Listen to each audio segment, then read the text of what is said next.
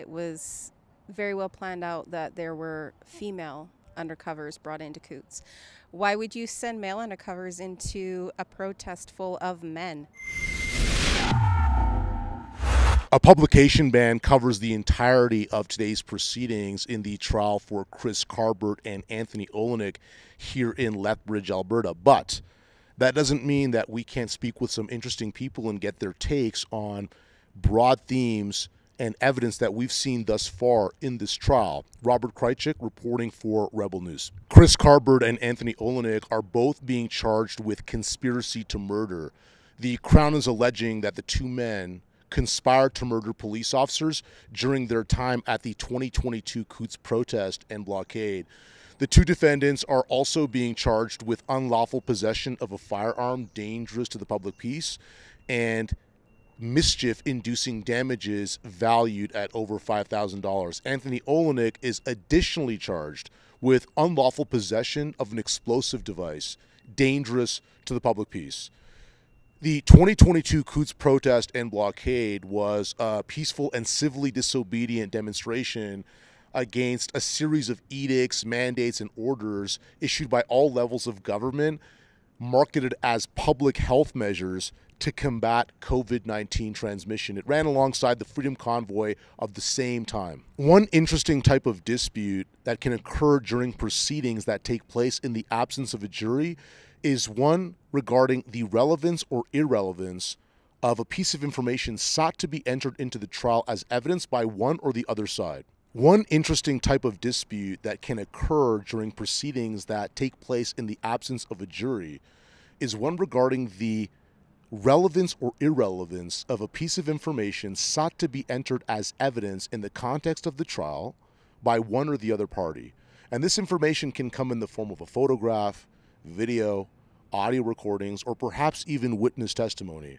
And in these disputes, a judge must determine, he must weigh the relevance of this piece of information against its potential prejudicial impact on the jurors' minds. So I'm here with Kim. Kim, fair to say that you're a concerned citizen interested in these proceedings? I am concerned. Since today's proceedings are subject to a publication ban, given that they occurred entirely in the jury's absence, let's talk about broad themes and what we've seen thus far. So one thing that jumped out at me was the fact that the Crown invited 3 female undercover operators, UCOs. The fact that they're all women, to me, seems noteworthy. Do you agree with that? And if so, why?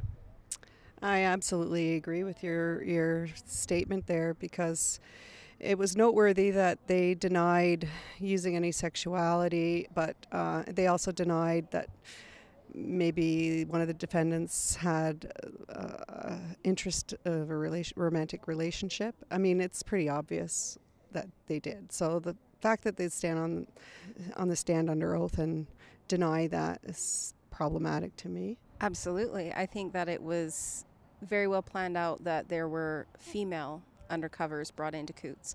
Why would you send male undercovers into a protest full of men? You know, they're more likely to be open with a female and open a conversation with them, especially in an untrusting time. It would be, you know, to bring a man in to speak, you know, try and fit in with other guys and start bringing up conversation would be shut down really quickly and probably not communicated with. Yeah. The lead prosecutor, Stephen Johnston, asked these 3 female RCMP UCOs whether or not they had used romance or sexuality, those are his words, as investigatory tactics. 2 of them denied that. Do you find that credible, their denial that they used either of these 2 things as parts of their investigation? I don't think that seduction and romance are the same thing, so I think that he was being pretty honest when they said no romance, but seduction was absolutely part of their game. Absolutely. It's called intentional seduction. Yeah, and the gallery's not able to see these women, but I presume, and there was a photo on the internet floating around. It's presumed to be one of the undercovers. So they're beautiful women. You know, this is a tactic that's used in espionage, and it's pretty self-evident. Is there any rationale behind the assessment that on the part of Anthony Olienick, who's basically been the focus of testimony thus far, the statements attributed to him by these 3 female RCMP undercover operators, these UCOs, may have been his attempt to be braggadocious or demonstrate bravado in front of women in sort of masculine sense. Yeah, I agree with that sentiment 100%. Sometimes men will do that because, you know, they want to present themselves as the protector. And we were definitely in difficult times where people were afraid of what the state actors were going to do. And I think that's a very legitimate assessment. From what I'm aware of with Tony is that he's a flirt. He sees women and he likes women. He's a heterosexual man who isn't afraid to flirt, and to try to boast or, like, you know, kind of puff his chest, so to speak, and to get these girls' attention by talking about these things, and they seemed interested. So, I mean, to continue speaking on those things and expanding in his mind was probably just getting more attention from them, stroking his ego, so to speak. Now, lastly, have you seen any evidence in your attendance at these proceedings of conspiracy to murder, about men engaging in some agreement towards doing this? No, I really haven't seen that so far. We're early in the proceedings. But so far, I mean, if they bring out their strongest evidence first, we haven't seen really any true evidence of a conspiracy to murder. People might have done things that weren't a good idea, but no evidence of conspiracy to murder in my assessment.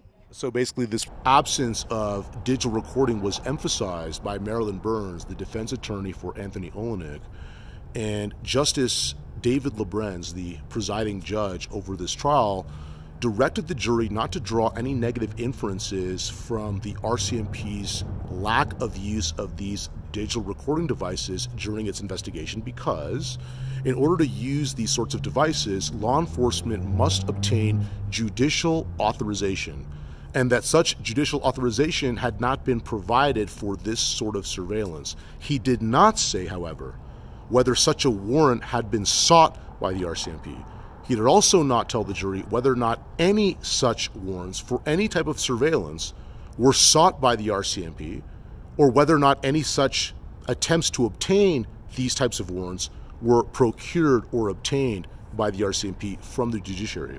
So the jury does not have full context on the RCMP's conduct in terms of its solicitation of judicial authorization for any type of surveillance. The statements that these three female RCMP UCOs claim Anthony Olienick had made relate to expectations on the defendant's part of violent confrontation with law enforcement involving firearms, and a sort of general disdain and disgust for law enforcement.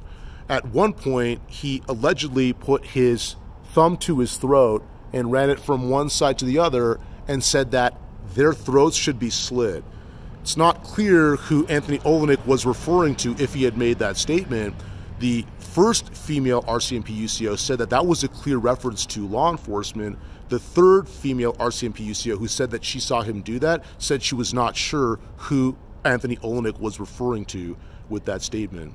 Anthony Olienick also is said to have stated that he could provide firearms to all the adult men of the demonstration at Coutts, and that he could instruct them on firearms tactics or usage, and that he expected to die in this war. That's a term that he's claimed to have used to describe the overall protest.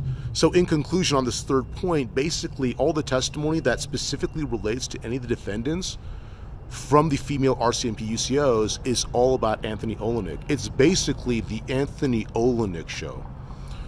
Folks, visit truckertrial.com. Stay up to date with our ongoing coverage.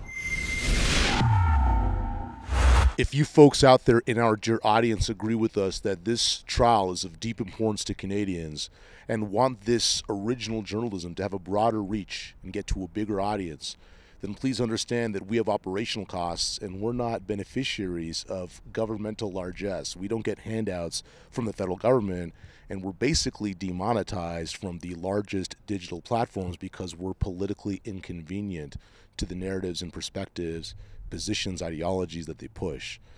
So our dear audience's contributions are what keep this journalistic enterprise going.